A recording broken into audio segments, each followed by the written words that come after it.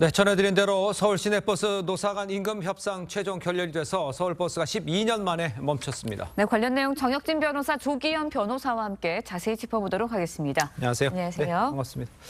먼저 서울 시내버스 오늘 새벽 첫 차부터 파업에 돌입을 했죠. 노사 간 입장이 어떻게 다른 건지 어느 정도 차이가 있는 건지 좀 설명해 주세요. 글쎄요, 아침에 오다 보니까 네. 진짜로 버스가 없더라고요. 그 결국은 임금 인상이 문제가 되는데 쟁점인데 노조에서는 12.7%를 주장을 하고 있고요. 네. 거기에 비해서 사측에서는 2.5%를 이야기하고 있으니까 10% 넘게 차이가 나는 거예요. 그래가지고 중재를 하는 서울지방노동위원회에서는 6.1%를 제시를 했는데 이것을 사측에서 거부했다라고 합니다. 그래서 조합원들 전체 88.5%가 찬성을 해서 파업안이 가결이 됐고요. 네. 시내버스 노조 65개사가 참여하고 있는데 지금 서울에 시내버스가 7,382대래요. 그런데 그중에 7,210대가 중단이 돼서 지금 중단율이 97.6%라고 하니까 지금 거의 시내버스가 운행되지 않고 있는 그런 현상이다. 이렇게 볼 수 있을 것 같습니다. 네, 일단 대중교통에서 출퇴근하시는 시민분들이 정말 큰 불편 겪을 것으로 예상이 되는데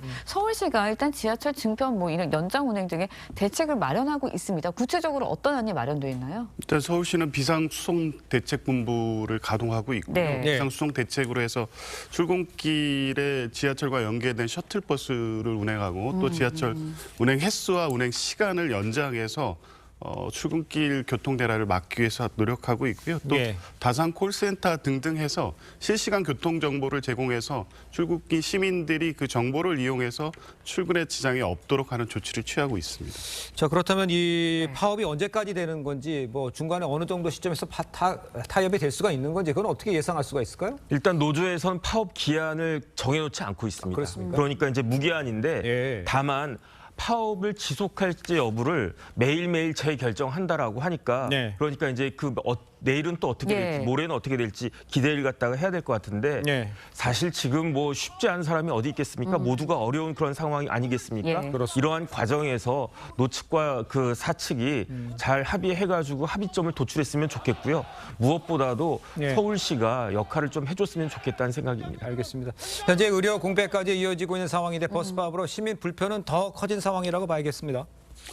그렇습니다. 지금 안 그래도 이 선거 상황에 그 거리 나가도 이제 되게 예. 혼란스러운데 의료 파업으로 지금 국민들 불안이 계속되는 가운데 또 교통 대란까지 이어지지 않을까 예. 우려가 됩니다. 예. 서울시가 대책을 마련하고 있지만 어찌됐든 노사 합의가 빨리 이루어져야 될 것 같습니다. 그렇습니다. 네, 알겠습니다. 이번에는 다음 이야기도 해보도록 하겠습니다. 예.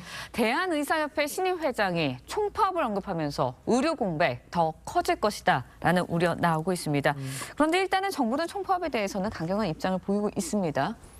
예, 그렇습니다. 유연한 처리를 대통령이 지시했고 한동훈 위원장이 나서긴 했지만 정부가 원칙에서 전혀 물러서지 않고 있습니다. 일단 네. 2,000명 증원에 대해서 규모 축소에는 여지가 없다는 것이고 전공의들의 복귀에 대해서도 유연한 처리를 얘기는 하고 있지만 원칙대로 처리를 또 얘기하고 있어서 예. 협의의 여지는 좀 없습니다만 어쨌든 총리도 나서고 있고 여당에서 나서서 중재를 위한 노력을 하고 있습니다. 자, 의협은 일단 이 전공의들의 복귀를 위해서는 대통령이 직접 전공의들과 대화에 나서야 한다 이런 입장입니다. 의협이 요구대로 대통령과 전공의가 직접 만날 가능성 이거는 어떻게 있을 수 있나요? 지금 상황에 대해서 저를 포함해서 국민들 피로도가 아주 높아지고 있고 네. 그렇습니다. 더 중요한 건 뭐냐면요. 실질적으로 환자들의 피해가 발생하고 있어요. 이런 상황이 의사들도 마찬가지로 부담이 커지지 않겠습니까? 예. 그러니까 의협 비대위에서는 결자 해지가 필요하다. 그럼 결자 해지를 누가 해야 되느냐? 대통령이 직접 전공의들을 만나야 되는 것이 아니냐 이렇게 주장을 하고 있는데요. 네. 아무리 그래도 그렇지 대통령이 무조건적으로 모든 사람들을 다 만날 수는 없는 거 아니겠습니까?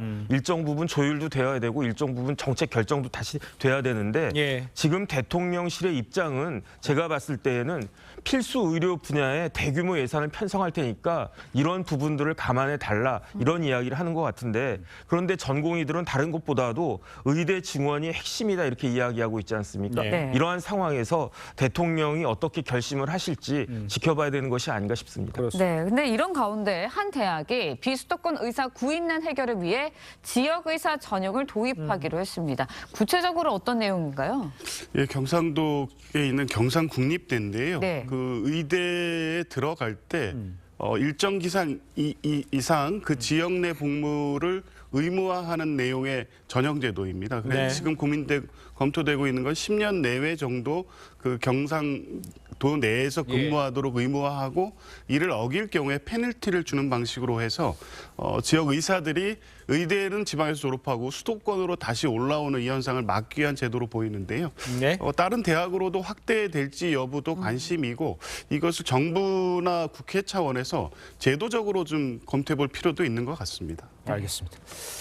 자, 다음 소식도 짧게 짚어보겠습니다. 또래 여성을 살해하고 시신을 유기한 혐의로 기소된 이 정유정 항소심에서도 무기징역을 선고받았습니다.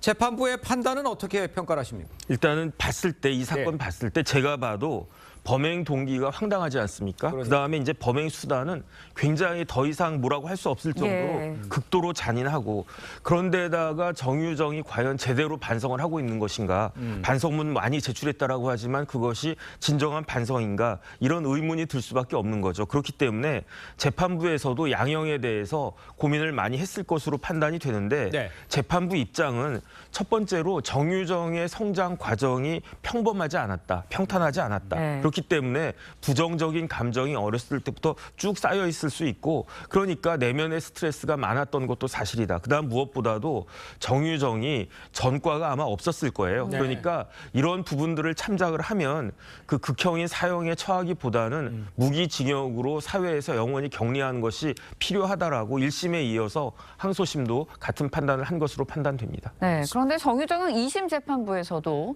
40여 차례 반성문을 내면서 선처를 호소했습니다. 하지만 결론은 일단 재판부는 받아들이지 않은 거예요.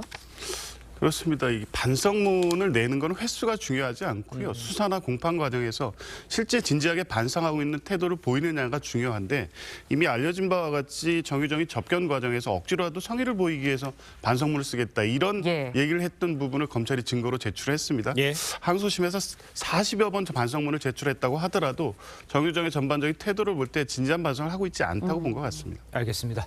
자, 두 분 말씀은 여기까지 듣겠습니다. 고맙습니다. 고맙습니다. 감사합니다.